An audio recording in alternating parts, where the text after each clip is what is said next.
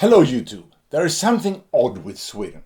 When I returned to Sweden after many years in Miami, some unexpected and unsettling things happened.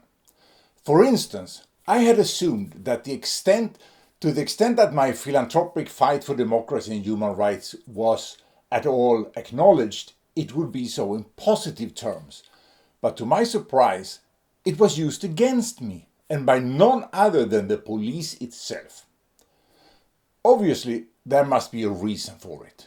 But what exactly the underlying reason is, that is the question. For a background, it's necessary to know three things. First, hunting is a crucial part of Swedish culture. It is a central social fabric activity outside of the cities. You need a rifle or a shotgun to hunt, and you need a license to buy a rifle or shotgun. And second, it's the police that grants those licenses. And although you can appeal a decision to the administrative court, that is essentially a kangaroo court that almost always rubber stamps the police decision.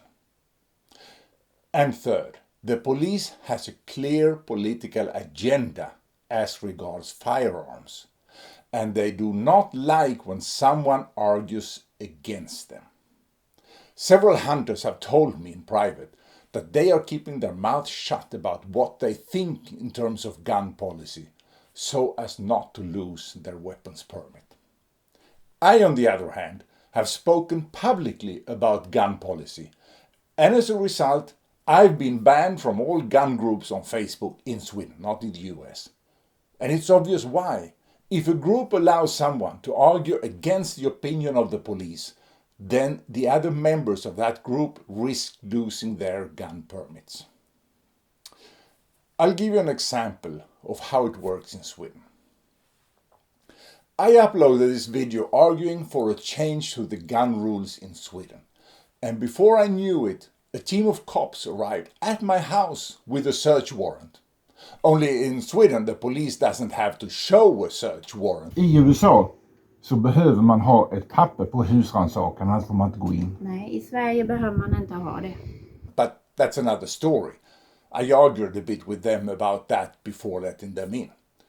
Several of them also refused to identify themselves. Anyway, supposedly someone had reported the video to the police, and supposedly they had believed the plastic air gun to be a real gun, even though the YouTube comments clearly say it's a plastic toy gun. Either we must believe that the police and the judge are ignorant, or we must suspect that they were signaling. Don't cross us. We see what you're publishing on YouTube, and we can punish you for it, and we are above the law. You be the judge which of the two it is. As you surely have understood by now, I'm here to tell you that there is a political police in Sweden. That is something that exists in dictatorships. But it may be worse, much worse. It may be that their ideology is just a cover-up for organized crime. So do grab a cup of coffee or tea because this is a long story. And do subscribe to my channel. I started this channel when I lived in the US. You may have seen me in this channel, and you may have seen me in the channel of Operación Libertad Venezuela, where I have uploaded close to 1,000 videos in the non-violent struggle against the Venezuelan narco-dictatorship since the year 2011. A few years ago, I moved back to my farm in Sweden. I need a hunting rifle, so I applied for a permit. However, the police every time denies my applications due to the videos with political content here on this channel. The other day, they denied my latest application based on a blatantly false intelligence report written by Mats Karlsson, head of intelligence in Malmö. As you may have seen, I was kidnapped when recording a YouTube video in Colombia last year. For 2 months, I was held hostage by agents of the narco dictatorship. And when I was released, I was threatened with a communiqué and a video. The FBI takes this very seriously, but this Swedish policeman, Mats Karlsson, claimed in his report the other day that the Swedish police did not know of any threat against me, neither in Sweden nor abroad. That is a blatant lie, since the Swedish police were the first to receive the report of my disappearance. They sent a man to meet me when I was released in Colombia, and it's all in their database. Does anybody seriously believe that the regional head of intelligence of the police does not have access to a case file in their own database? Even if it would be true, my disappearance was all over the news, and Mats Karlsson himself claims to have visited this channel, so he simply must have seen my videos of my kidnapping. I mean, how stupid an argument can you make without losing credibility? It's clear to me that he's signaling, I'm lying, you know that I'm lying, and I know that you know that I'm lying. And the subliminal message is, I'm breaking the law and there's nothing you can do about it. That is exactly how organized crime communicates. At this point, it's no longer possible to pretend that these police are acting in good faith. It's blatantly obvious that there is something else behind it. And the way to fight this corruption of justice is to test the system. Will the appeals court put things right, or will they back up the police? Their decision will show if it is a case of some rotten apples, or if it's a system-wide problem. That is, if liberal democracy itself is undermined in Sweden. I'm therefore appealing the decision and saying straight out to the court and to you in YouTube what I know about their bias. Here's my letter of appeal in English translation. Quote, Appeal of Decision 2024-05-24 on weapons license for hunting. The decision is hereby appealed. The undersigned, the applicant, has an internationally known record as a defender of human rights, democracy and freedom, and is an internationally known activist against international organized crime. Furthermore, the undersigned has proven his suitability as a gun owner by passing the high standards required to obtain a permit to carry a gun in Florida, USA. Of course, the applicant holds a hunting license. For many years, I have fought against dictatorship, and the first step of dictatorship is to undermine the rule of law.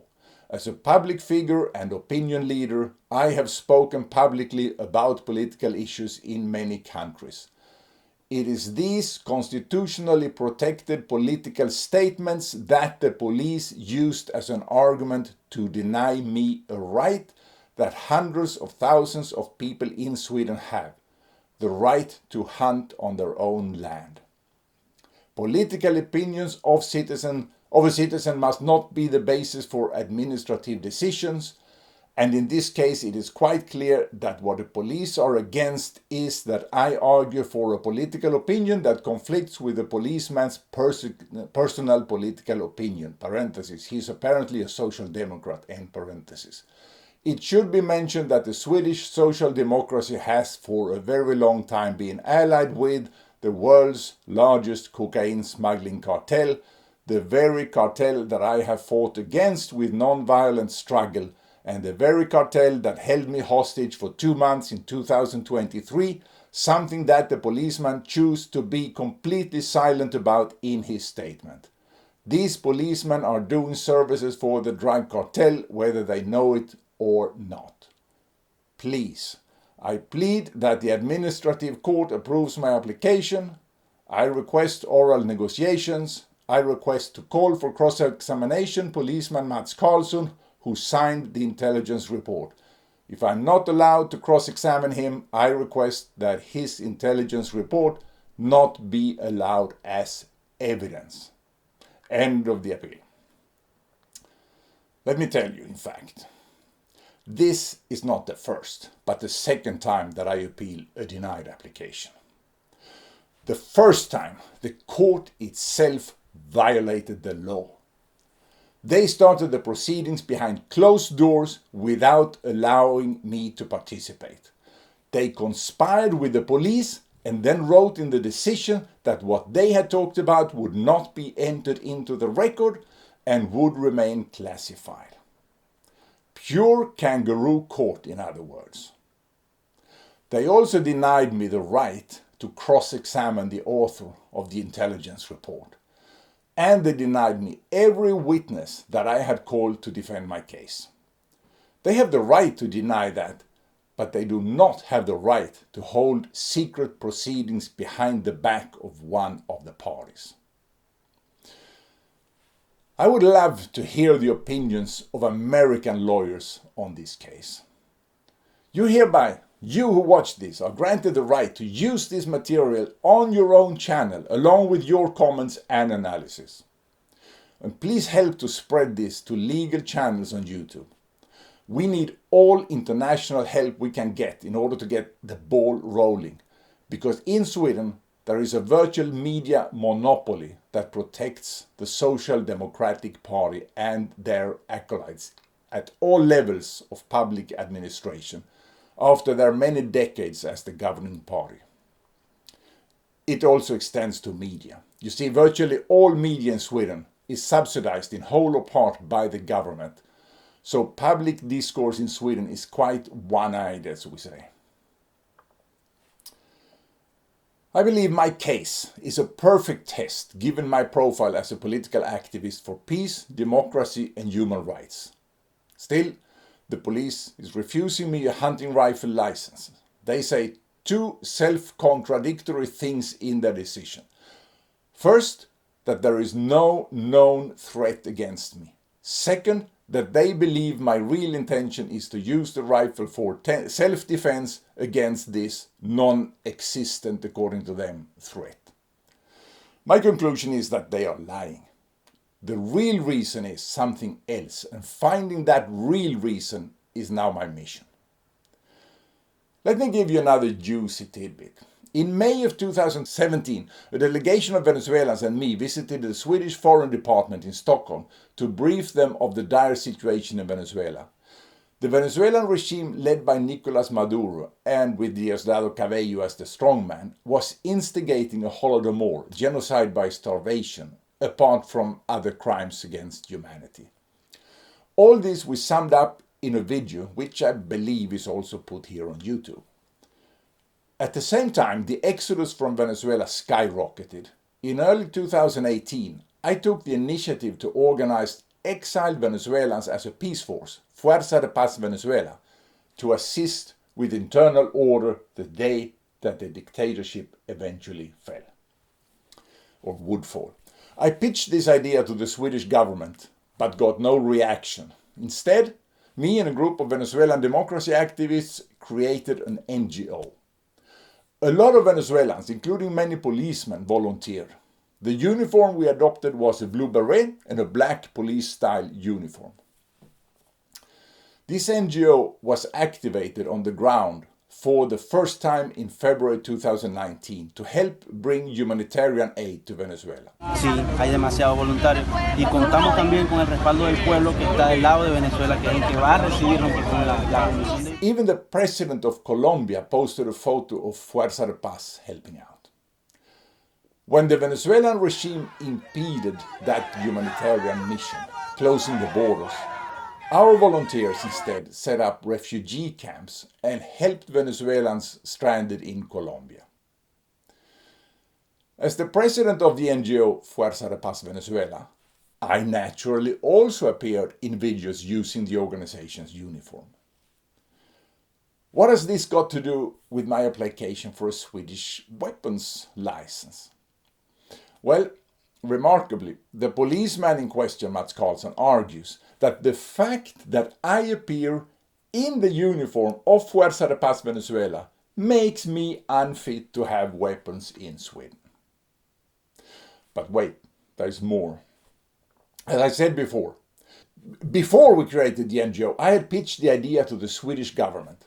In 2017, we had briefed them on the situation in Venezuela, and in early 2018, I pitched them on the idea of this peace force. Sweden has done something similar in the past, but they did not respond to our proposal, except with silence. But wait, there is even more.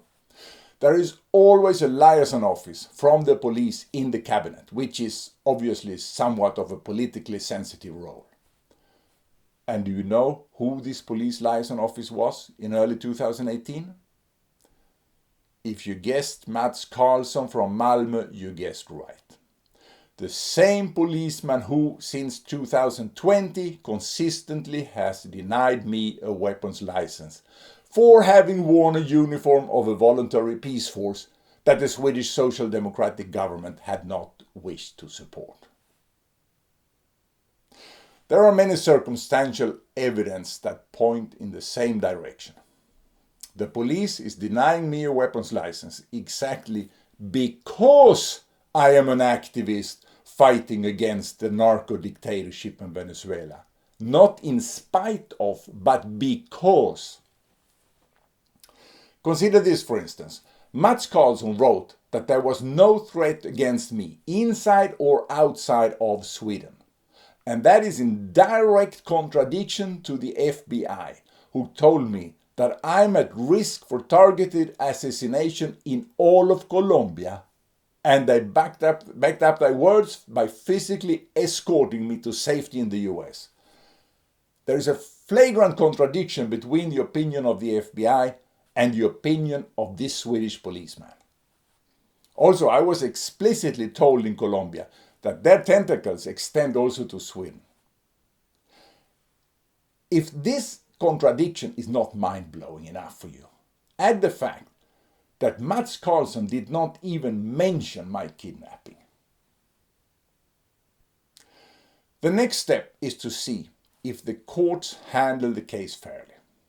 And the only way in which that can be put to the test is by having public attention on the case in social media. Traditional media will not cover this. You play an important role. So if the rule of law in Sweden matters to you, then like, share and repost this video and follow my channel. Now, I told you initially that this may be a cover-up of organized crime. By coincidence, Lars Vilks and his two bodyguards from the Swedish police died within a few miles of my house. The matter was handled in a strange way by the police, in my opinion. So I made my own investigation, part of which you can see here on this channel, in English also. The police concluded that it was a traffic accident. I concluded that it was a professional hit job, and moreover, that the police actively are covering up for the crime. The long-term bodyguard of the drug kingpin in Venezuela told us in Fuerza de Paz, when we saved his life, about a significant number of hit jobs that were always covered up as accidents.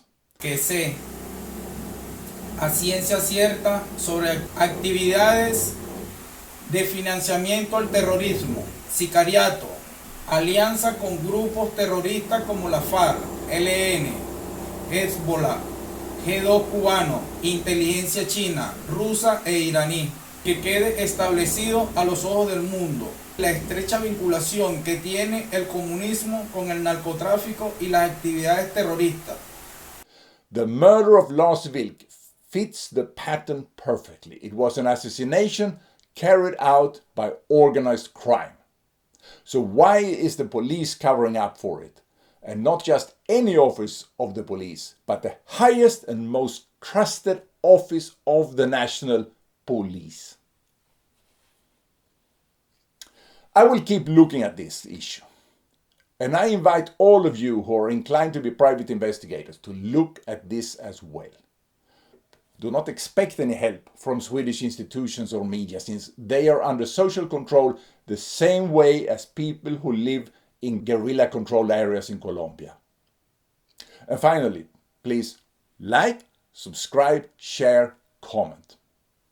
Since I have an international audience with different interests and languages, this channel has an uphill battle to get promoted by the YouTube algorithm. So I really need your help to get the word around.